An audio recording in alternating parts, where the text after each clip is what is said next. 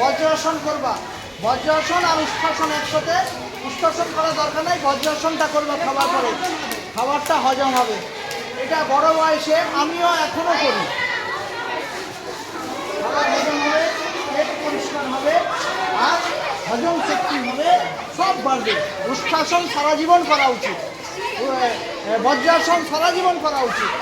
তোমাদের সবাই কারো পেটের গণ্ডগোল থাকে, পায়খানা হয় না, অসুবিধে হয়, বজ্রাসন করলে পরিপাক ক্রিয়া ভালো হয়। খাওয়ার পরে ওটা করতে হয়, দুপুরে খাওয়ার পরে, রাত্রে নয়।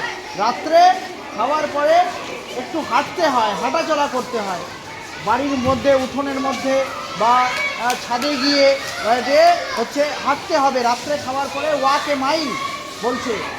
আর রেস্ট এ হোয়াইল, দুপুরে খাওয়ার পরে রেস্ট এ হোয়াইল, একটু রেস্ট নিতে হয়। আর এটা হচ্ছে রাত্রে খাওয়ার পরে একটু হাঁটতে হয়, তাহলে আমাদের পরিপাক ক্রিয়া ভালো হয়, আমাদের হজম শক্তি বাড়ে। আর বজ্রাসন নিয়মিত করা, বজ্রাসন করবে যদি সোজা সোজা বজ্রাসন করো, এটা সবসময় করবা, এটার কোনো নিয়ম নাই, সব সময় করা যায়, কিন্তু খাওয়ার পরে মেনলি খাওয়ার পরে।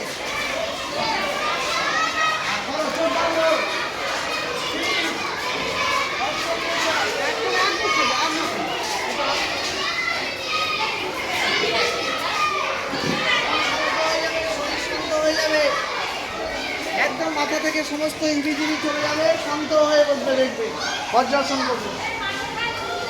আর তোমাদেরকে দেওয়া আছে ব্রতচারী গ্রুপে, সেটা বাড়িতে প্র্যাকটিস করবে। ফরেস্ট ব্রতচারীর সাথে আমরা করা নিব, ওই দিদির সেদিন করা নিব।